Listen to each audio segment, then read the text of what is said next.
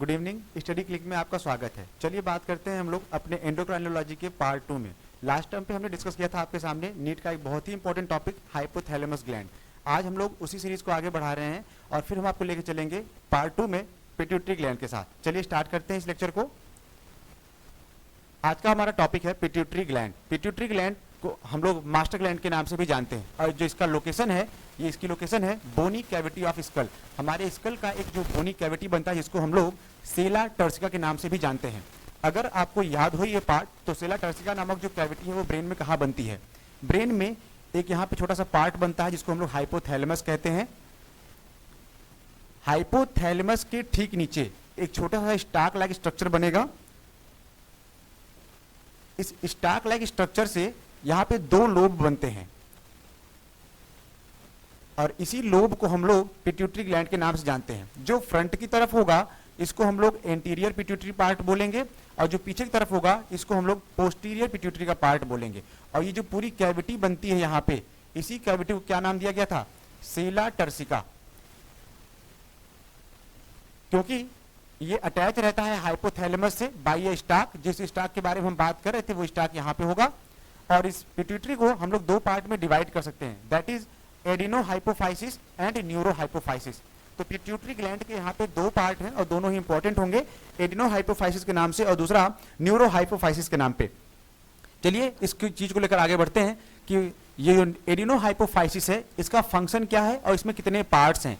Generally adeno hypophysis वाला जो part है इसमें दो हिस्से बनते हैं, एक का नाम है पार्स डिस्टैलिस और दूसरे का नाम है पार्स इंटरमीडिया। पार्स डिस्टैलिस को हम लोग एंटीरियर पिट्यूटरी के नाम से भी जानते हैं। एंटीरियर का मतलब क्या होता है? एंटीरियर का मतलब होता है फ्रंट साइड वाला और पोस्टीरियर का मतलब होता है ठीक पीछे वाला या बैकवर्ड साइड वाले पार्ट को हम लोग बोलते हैं। ये कई बार टर्मिनोलॉजी हम लोगों ने यूज करी हुई थी, उसी से ये आगे बढ़ेगा। अगर हम पार्स डिस्टैलिस यानी जिसको हम एंटीरियर पिट्यूटरी के नाम से जानते हैं, अब यहाँ पे ध्यान रखना है कि जितने भी ये पार्स डिस्टैलिस से सिक्रीट होने वाले हार्मोन के नाम हैं like somatotropin, prolactin, TSH, ACTH, FSH and LH, यहीं पे ये सवाल आता है जब हम लोग ह्यूमन रिप्रोडक्शन पढ़ रहे होंगे तो वहां पे ये सवाल ये पूछेंगे कि बताइए कि जो ये एफएसएच है पिट्यूटरी के कौन से वाले पार्ट से सिक्रीट होता है, एंटीरियर या पोस्टीरियर। और जब हम लोग क्वेश्चन सॉल्व करेंगे तो हम आपको वहां पे दिखाएंगे कि उन्होंने ये सवाल पूछा हुआ है। एंटीरियर और पोस्टीरियर वाले पार्ट में ये चीज कम्युनिकेट करेगी वहां पे। चलिए वापस चलते हैं आपको लेकर पार्स डिस्टैलिस। पार्स डिस्टैलिस क्या है? जिसको हम लोग एंटीरियर पिट्यूटरी ग्लैंड के नाम से भी जानते हैं, जो कि उसका पार्ट है और ये बहुत तरह के ग्रुप में हार्मोन को प्रोड्यूस करता है। जैसे एग्जांपल देखिएगा यहाँ पे सोमेटोट्रोपिन, इसको हम लोग ग्रोथ हार्मोन के नाम से भी जानते हैं। दूसरा प्रोलैक्टिन जो कि मिल्क सिक्रीशन में भी रोल प्ले करता है। तीसरा है टीएसएच, थायराइड स्टिमुलेटिंग हार्मोन। जब तक ये सिक्रीट नहीं होगा तब तक थायराइड से हार्मोन थायरॉक्सिन नहीं निकलेगा। तीसरा है एसीटीएच, नेक्स्ट है आपका एसीटीएच एडिनोकार्टिकोट्रोपिन हार्मोन। फिर नेक्स्ट है एफएसएच जिसको हम लोग फॉलिकल स्टिमुलेटिंग हार्मोन के नाम से जानते हैं। और लास्ट वन है एलएच यानी luteinizing hormone. Follicle stimulating hormone का रोल क्या था? फॉलिकल स्टिमुलेटिंग हार्मोन फीमेल में जब ओवेरियन साइकिल चल रही होती है तो वहां पे उस ओवरी से अगर ओवरी का स्ट्रक्चर याद होगा आपको, तो ओवरी में ये जो ढेर सारे फॉलिकल बनते हैं जिसके अंदर ओवम बनता है, इन्हीं फॉलिकल को बनाने का जो काम है, ये जो फॉलिकल बनते हैं किसकी हेल्प से बनते हैं? ये फॉलिकल एक हार्मोन के थ्रू बनते हैं। वो हार्मोन कौन सा है? एफएसएच। जब तक ये सिक्रीट नहीं होगा, इसका लेवल इंक्रीज नहीं करेगा, ओवेरियन साइकिल में या जो कि आगे चल के मेंस्ट्रुअल साइकिल को लीड करने वाला होगा, वहां पे ये फॉलिकल्स नहीं बनेंगे यानी ओवम रिलीज नहीं होगा। कहानी को वन बाय वन करके हम लोग देखेंगे। यहाँ पे सोमेटोट्रोपिन पहला हमारा हार्मोन है, सोमेटोट्रोपिन। सोमेटोट्रोपिन को हम लोग कहाँ पे यूज करते हैं? जनरली ये बॉडी ग्रोथ के लिए जाना जाता है। लेकिन जो चीज ग्रोथ करवा सकती है, अगर आप इमेजिन करिए कि अगर वो ओवर सिक्रीशन में बनने लगे, उसका जो सिक्रीशन है वो ओवर हो जाए, तब वो क्या कर सकता है? तो इस कंडीशन में जब सोमेटोट्रोपिन का लेवल ज्यादा होगा तब एक कंडीशन क्रिएट होती है जिसको हम लोग बोलते हैं गिगैंटिज्म। गिगैंटिज्म, दानव बन जाते हैं इसमें, यानी जो ग्रोथ है वो कैसी होगी? अब नॉर्मल ग्रोथ देखने को मिलेगी। यहां पे एक फ्लोचार्ट की हेल्प से हम समझने का प्रयास कर रहे हैं कि अगर सोमेटोट्रोपिन का लेवल हाई हो रहा है या मैक्सिमम हो रहा है, इस सेंस में समझिएगा कि जब सोमेटोट्रोपिन का लेवल हाई होगा या ओवर सिक्रीशन होगा, या इसको हम लोग बोलते हैं हाइपर सिक्रीशन, दोनों नाम से ये मिल सकता है आपको, हाइपर सिक्रीशन और दूसरा हाइपो सिक्रीशन। तो हाइपर सिक्रीशन जब होगा तब आपको मिलेगा जाइंट ह्यूमन। जाइंट ह्यूमन मतलब जो अप्रत्याशित रूप से हाइट में ज्यादा होगा उसको क्या बोलते हैं? हाइपर सिक्रीशन, या हम लोग जाइंट ह्यूमन के नाम से जानते हैं। लेकिन अगर वहीं पे सोमेटोट्रोपिन जो कि ग्रोथ हार्मोन है, अगर इसका हाइपो मतलब क्या? कम, और हाइपर मतलब ज्यादा, तो अगर इसका हाइपोसिक्रेशन होगा, यानी इसका सिक्रेशन कम हो रहा है, नॉर्मल से कम हो रहा है, तो इस केस में ड्वार्फिज्म नामक बीमारी होती है, जिसमें स्टंटेड ग्रोथ हो जाती है, ग्रोथ क्या हो जाएगी, रुक जाएगी। तो ऐसी मार्फोलॉजी वाले केसेस में हम लोग यहाँ पे ये देखेंगे। चलिए इसी को एक फ्लोचार्ट की हेल्प से और समझने का प्रयास करते हैं फिर से। Over secretion of GH, growth hormone in adult. अगर ये ग्रोथ हार्मोन एडल्ट में ओवर सिक्रीट हो जाता है, तब ये कॉज क्या करता है, तब ये कॉज करता है एक्रोमेगाली कंडीशन। और ये नीट में ये सवाल आएगा कि बताइए एक्रोमेगाली जो डिजीज है ये किसके थ्रू होती है, कौन सा ग्लैंड रिस्पॉन्सिबल है, कौन सा हार्मोन सिक्रीट होता है, या उसके लेवल के कम ज़्यादा होने से ये क्रिएट होगा। तो एक्रोमेगाली आपके लिए इंपॉर्टेंट होगा। एक्रोमेगाली की डिफिनेशन भी पूछ सकता है, ध्यान रखिएगा यहाँ पे वापस से कि एक्रोमेगाली कंडीशन जो है, अगर आप देखेंगे तो हमारे यहाँ एक रेसलर रहे हैं जिनका नाम है ग्रेट खली, द ग्रेट खली के नाम से जाने जाते हैं। तो उनकी बॉडी में हम लोग कुछ कंडीशंस में एक्रोमेगाली को फॉलो कर सकते हैं। जैसे एक्रोमेगाली का मतलब क्या है, पहले ये समझ लेते हैं। Severe disfigurement of body specially of face. तो बॉडी का डिसफिगरमेंट होना, यानी अगर आपके दोनों हाथ पैरों का जो दोनों हाथ जो हैं, अगर उनमें से किसी एक की हाइट ज़्यादा है, किसी की लेंथ कम है, सच एज पैर के साथ भी हो सकता है। लेकिन अगर फेस का डिसफिगरमेंट हो जाए, फेस जो है एबनॉर्मल शेप में आ जाए, लेफ्ट राइट का कॉम्बिनेशन जो है पोलैरिटी बराबर ना हो, तो उस केस को हम क्या बोलेंगे, एक्रोमेगाली कंडीशन बोलते हैं। और खली में हम लोग ये चीज़ देख सकते हैं। दूसरा है इसका जो इंपॉर्टेंट पार्ट है वो ये है कि एक्रोमेगाली कंडीशन लीड करता है serious complications and premature death. इस कंडीशन में बहुत सारी कॉम्प्लिकेशंस आती हैं बॉडी में, और प्रीमेच्योर कंडीशन में डेथ भी हो सकती है मेच्योर होने से पहले। लेकिन इसका अर्ली डायग्नोसिस डिफिकल्ट है। तो ये बात भी ध्यान रखेंगे कि जब ओवर सिक्रीशन होगा तो उस कंडीशन में जो डिजीज बनने वाली है एक्रोमेगाली, इसका हम लोग अर्ली डिटेक्शन डायग्नोसिस नहीं कर सकते, पॉसिबल अभी तक तो नहीं हुआ है। आने वाले समय में साइंस पॉसिबल कर सकता है, तो ये अच्छी बात होगी। नेक्स्ट है आपका प्रोलैक्टिन। प्रोलैक्टिन हार्मोन फीमेल में ज़्यादातर एक्टिव होता है, और ये क्या रोल प्ले करता है, ये रेगुलेट करता है ग्रोथ को मेमोरी ग्लैंड के लिए।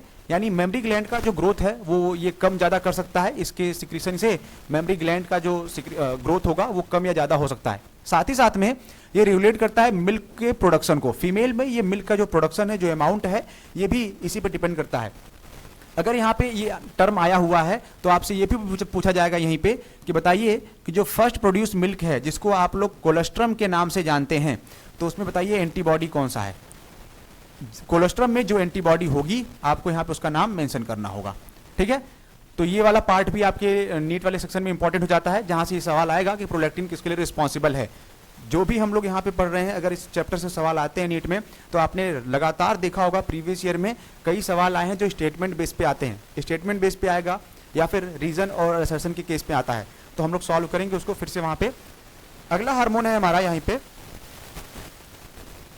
TSH, जिसको हम लोग थायराइड स्टिमुलेटिंग हार्मोन के नाम से जानते हैं। तो ये स्टिमुलेट क्या करता है, ये TSH स्टिमुलेट करता है थायराइड ग्लैंड को। थायराइड ग्लैंड कहाँ पाई जाती है, गले के आसपास पाई जाती है, गले में पाई जाती है, जिससे ग्वाइटर डिजीज वगैरह भी होती है। तो क्या कह रहे हैं कि TSH स्टिमुलेट करेगा थायराइड ग्लैंड को, और थायराइड ग्लैंड सिक्रीट करेगा थायराइड हार्मोन। थायराइड हार्मोन उसके दो नाम हैं, T3 एंड T4, जिसको हम लोग थायरॉक्सिन के नाम से भी जानते हैं। लेकिन ये जो T3 और T4 हैं, जिनको हम लोग साइंटिफिकली जानते हैं ट्राई आयोडोथायरोनिन के नाम से और टेट्रा आयोडोथायरोनिन के नाम से। यानी ये T3 है, ट्राई है, और ये T4 है, टेट्रा है। इनका रोल क्या है, अगर हम T3 एंड T4 का मेजर रोल देखेंगे तो हमको ये रोल मिलता है कहाँ पे, मेटामार्फोसिस के केस में। इंसेक्ट के मेटामार्फोसिस में ये रोल प्ले करते हैं। अब सवाल ये है कि मेटामार्फोसिस क्या है, तो मेटामार्फोसिस के लिए एक छोटा सा टर्मिनोलॉजी है, किसी ने सिखाया था हम लोगों को। देखिएगा, radical change through which larva convert into adult. वो तत्वरूप परिवर्तन है जिसमें लार्वा बहुत सारे सेवरल स्टेजेस के थ्रू गुजरता हुआ कहाँ बन जाता है, एडल्ट में कन्वर्ट होता है। उसी को हम लोग क्या बोलेंगे, मेटामार्फोसिस। इसके बारे में डिटेल में हम लोग एक स्पेशल टॉपिक में नोट्स बनाएंगे। फिलहाल के लिए आगे बढ़ते हैं। नेक्स्ट है आपका ACTH। ACTH क्या है, ACTH का पूरा नाम होगा एडिनोकॉर्टिकोट्रोपिन हार्मोन। और अगर ACTH सिक्रीट होगा तो ध्यान दीजिएगा, ACTH स्टिमुलेट करता है एड्रिनल कॉर्टेक्स को। अब सवाल यह है कि एड्रिनल कॉर्टेक्स कहाँ पे है। एड्रिनल कॉर्टेक्स ग्लैंड, वो जो किडनी होता है, किडनी के ठीक ऊपर जो पाया जाता है ऐसे इंटीरियर साइड पे, वो क्या है, एड्रिनल कॉर्टेक्स का पार्ट है। और एड्रिनल कॉर्टेक्स को जैसे ही ACTH हार्मोन मिलेगा, ये तुरंत सिंथेसाइज करता है और सिक्रीट करेगा दोनों चीजों को। किसको, स्टेरॉइड हार्मोन। लाइक उसमें एक का एग्जांपल है ग्लूकोकॉर्टिकॉइड्स का। तो कुछ ऐसे स्टेरॉइड्स हार्मोन जो हमारी बॉडी में सिक्रीट होते हैं वो एड्रिनल कॉर्टेक्स यानी किडनी की हेल्प से, और इनको बना कौन रहा है, ACTH की वजह से एड्रिनल कॉर्टेक्स बना रहा है, उसके नाम है ग्लूकोकार्टिकॉइड्स। नेक्स्ट की बात करें तो अगला है आपका FSH। FSH को हमने पहले बताया था कि ये फॉलिकल स्टिमुलेटिंग हार्मोन है। किस तरह के ये फॉलिकल को बना रहा है, फॉलिकल स्टिमुलेटिंग हार्मोन ये स्टिमुलेट करता है गोनैडल एक्टिविटी को। गोनैड, जो गोनैड्स होते हैं मेल एंड फीमेल्स में, यानी रिप्रोडक्टिव ऑर्गन्स की बात हो रही है, ये उन्हीं के ग्रोथ को क्या करता है, स्टिमुलेट करता है, उन्हीं की एक्टिविटी को ये कम ज़्यादा करता है। देखिए इसका केस क्या है। पहले केस में अगर हम मेल के साथ देखें तो मेल में जब FSH सिक्रीट होगा तो ये एंड्रोजन हार्मोन, एंड्रोजन जो कि टेस्टिस से सिक्रीट हुआ एक हार्मोन है जिसको हम लोग टेस्टोस्टेरोन के नाम से भी जानते हैं। टेस्टोस्टेरोन के साथ सिक्रीट, टेस्टोस्टेरोन जो जिसको कि हम एंड्रोजन के नाम से भी जानते हैं, जो कि टेस्टिस से सिक्रीट हुआ है, ये FSH के साथ मिलकर स्टिमुलेट करता है स्पर्मेटोजेनेसिस को। मतलब स्पर्मेटोजेनेसिस का मतलब है ये है कि formation of sperm, that is male gamete. तो फॉर्मेशन ऑफ मेल गैमीट में FSH का रोल है। सच एज इन फीमेल, अगर फीमेल की बात करें तो stimulate growth and development of ovarian follicle, और ये उसी तरीके से FSH जो है फीमेल में ओवेरियन फॉलिकल को बनाने का काम करता है। अगर ये नहीं बनाएगा तो क्या होगा, हम इसके बारे में लेकर आपको आगे चलेंगे। ह्यूमन रिप्रोडक्शन वाले चैप्टर हम लोग इस चीज को पढ़ सकते थे वहां पे, और वापस से पढ़ेंगे भी। उसी सीरीज में आपका अगला हार्मोन है LH। LH means luteinizing hormone. अब सवाल यह है कि ल्यूटिनाइजिंग हार्मोन करता क्या है। ल्यूटिनाइजिंग हार्मोन का जो मेन फंक्शन है ये भी गोनेडल एक्टिविटी में ही है। जैसे LH का फंक्शन आया था गोनेडल एक्टिविटी में, वैसे FSH का एक्टिविटी आई थी, वैसे ही LH का एक्शन भी कहाँ पे है, गोनेडल एक्टिविटी में ही है। तो LH ल्यूटिनाइज करता है। ल्यूटिनाइज किसको करेगा ये, अगर हम मेल में देखें तो मेल के केस में ये स्टिमुलेट करता है या फिर सिंथेसाइज कर सकता है और सिक्रीट करता है एंड्रोजन को, कि भैया हम आपके पास आ गए हैं एंड्रोजन, अब आप टेस्टिस जो है सिक्रीट करिए। किसको सिक्रीट करिए, एंड्रोजन हार्मोन को सिक्रीट करिए, ये वहां पे है। लेकिन अगर फीमेल की बात करें तो फीमेल में ये इंड्यूस करता है ओव्यूलेशन को, ovulation and maintain the corpus luteum. जब फॉलिकल रप्चर होता है उसके बाद जो बचता है उसको लूट लिया जाता है, कार्पस ल्यूटियम। ल्यूटियम का मतलब क्या है, उसको वापस से रिकवर किया जाएगा और फिर से फॉलिकल बनाने का काम किया जाएगा। तो ये वाला जो रोल है ये कौन प्ले कर रहा है, यहाँ पे LH ही प्ले कर रहा है, जिसका नाम ल्यूटिनाइजिंग हार्मोन है। तो मेल एंड फीमेल के केस में हमने ये पार्ट देखा। अब यहीं पे दूसरा नाम आया था पिट्यूटरी ग्लैंड के पास, एक हमने बताया था पार्स डिस्टेलिस, दूसरा पार्स इंटरमीडिया। तो पार्स डिस्टेलिस वाला पार्ट तो हमने कवर कर लिया, what about parse intermedia. Parse intermedia जो है ये हमारे स्किन के पिगमेंटेशन में रोल प्ले करता है। पिगमेंटेशन का मतलब क्या है, हमारी स्किन का कलर कम है, ज़्यादा है, डार्क है, लाइट डार्क है, ग्रे कलर में है, ब्राउन में, वटेवर जो कुछ भी है वो डिसाइड कौन कर रहा है, वो डिसाइड कर रहा है हमारा पार्स इंटरमीडिया। चलिए स्टार्ट करते हैं इसको। इन ह्यूमन, अगर हम ह्यूमन की बात करें तो जो पार्स डिस्टेलिस है ये ह्यूमन में मर्ज रहता है पार्स इंटरमीडिया के साथ, यानी पार्स इंटरमीडिया और पार्स डिस्टेलिस दोनों आपस में क्या रहते हैं, चिपके हुए रहते हैं, मर्ज फॉर्म में पाए जाते हैं। लेकिन ये प्रोड्यूस करता है MSH हार्मोन। MSH हार्मोन क्या है, MSH हार्मोन को हम लोग बोलते हैं मिलेनोसाइट स्टिमुलेटिंग हार्मोन, यानी जो मिलेनिन नामक पिगमेंट है। अब यहाँ पे ध्यान दीजिएगा, मिलेनोसाइट करके पूछे वो आपसे या फिर वो आपसे पूछे मिलेनिन करके, तो किसी का कलर डार्क है, किसी का कम है, किसी का ज़्यादा है, क्या ये जेनेटिक हो सकता है? जेनेटिक हो सकता है। उसके अलावा ये इस हार्मोन के सिक्रीशन पे भी डिपेंड करता है कि इनको न्यूट्रिएंट्स मिला कि नहीं मिला। इसकी वजह से क्या करेगा, मेलानिन ज़्यादा सिक्रीट हुआ तो डार्क स्किन बन जाएगी, मेलानिन कम सिक्रीट हुआ तो फेयर स्किन बनेगी। तो ये सब कुछ कंट्रोल कौन कर रहा है, MSH कर रहा है, जो कि किसका पार्ट है, पार्स इंटरमीडिया का पार्ट है। नेक्स्ट पॉइंट में हम लोग आगे बढ़ेंगे। अब दूसरा पार्ट आ गया हमारा यहाँ पे न्यूरो हाइपोफाइसिस। हमने इससे पहले जो कवर किया था वो एडिनो हाइपोफाइसिस का पार्ट था। अब हम लोग देख रहे हैं यहाँ पे किसका, न्यूरो हाइपोफाइसिस का पार्ट। न्यूरो हाइपोफाइसिस का मेन फंक्शन क्या है, ये एक्ट करता है एज ए स्टोरेज। आप कुछ भी लेके जाओ इसके पास रख लेगा, बचा के रख लेगा। बचा के रखने का प्रवृत्ति क्यों है, आगे चल के ये उसका यूज करवाएगा। किससे करवाएगा, कब करवाएगा, ये उसके नेचर पे डिपेंड करेगा। देखिएगा यहाँ पे स्टोर क्या कर रहा है, ऑक्सीटोसिन नामक हार्मोन को स्टोर कर रहा है और दूसरा वैसोप्रेसिन नामक हार्मोन को स्टोर कर रहा है। और ये दोनों हार्मोन इसके पास आ कहां से रहे, निकले थे कहीं और से, स्टोर कहीं और हो गए। जैसे हाइपोथैलेमस ने सिक्रीट किया, किसको सिक्रीट किया, ऑक्सीटोसिन को भी और वैसोप्रेसिन को भी, और रख किस लिए लिया, रख लिया उसी के पिट्यूटरी ग्लैंड वाले में, न्यूरोफाइसिस वाले पार्ट ने। अब न्यूरो हाइपोफाइसिस ने जब स्टोर किया है तो आप देखिए कि इसका स्टोरेज के बाद फंक्शन क्या करवा रहा है, किन जगह पे ऑक्सीटोसिन का यूज करेगा। यानी जब सिक्रीट तो हो गई है हाइपोथैलेमस से, लेकिन ये फंक्शन करेंगे किसके कंट्रोल में, पिट्यूटरी के न्यूरोहाइपोफाइसिस वाले पार्ट के कंट्रोल में ये फंक्शन करेंगे। तो ऑक्सीटोसिन का मेन फंक्शन क्या है? ऑक्सीटोसिन कॉन्ट्रैक्ट करता है स्मूथ मसल्स को। जहां जहां पे बॉडी में स्मूथ मसल्स पाई जाती है उनका जो कॉन्ट्रैक्शन या रिलैक्सेशन वाला पार्ट है उसमें कॉन्ट्रैक्शन वाला पार्ट कवर करता है ऑक्सीटोसिन। और अगर हम फीमेल के केस में देखें तो फीमेल में ये स्टिमुलेट करता है कॉन्ट्रैक्शन ऑफ यूट्रस। जो यूट्रस की कैविटी होती है, यूट्रस की जो वॉल होती है, ये उसको कॉन्ट्रैक्ट करवाता है, कॉन्ट्रैक्शन एंड रिलैक्सेशन करवाता है। तो कॉन्ट्रैक्शन से क्या होगा? कॉन्ट्रैक्शन से चाइल्ड बर्थ में हेल्प मिलती है। चाइल्ड बर्थ मतलब पार्चुरेशन। तो दोनों टर्म हो सकता है यहाँ पे कि भैया ये बताइए जो ऑक्सीटोसिन का रोल है वो किसमें है। अब दोनों टर्म आएगा, या तो चाइल्ड बर्थ करके आ जाए आपके पास या फिर पार्चुरेशन करके पूछे। तो हम दोनों में ही ऑक्सीटोसिन का रोल प्ले करेंगे। इसके अलावा एक पार्ट और है इसका जो मेजर फंक्शन बनेगा, milk ejection from the mammary gland.